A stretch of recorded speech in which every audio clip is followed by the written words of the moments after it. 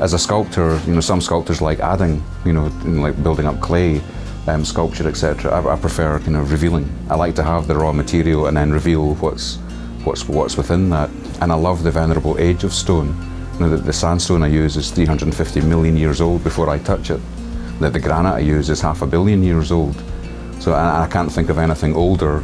I feel quite honoured to actually use the material.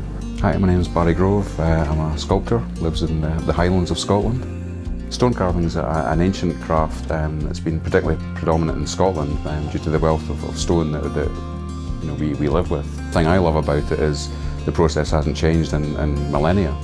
It's still a mallet and a chisel, and given that one mallet and one chisel, you can produce, given the time, you can produce ornate, beautiful pieces of work, as has been the tradition in Scotland for millennia. My father was a wood carver, my grandfather worked in steel sculpture. I can't use either of those materials and I gravitated towards stone. The biggest challenges working on the Hilton stone was I guess, patience. But each day, I could make progress, but overall, it was difficult to get my head around the magnitude of it. I used to cover it with a cloth, and just like a surgeon, I would just isolate a certain area that I'm working on, and then eventually it all comes together and it's complete.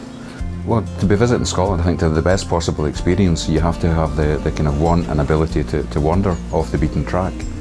This peninsula that we're sitting on just now is quite often ignored by people, and yet it's one of the most amazing, kind of areas of Scotland, especially for Pictish art and the amazing landscape.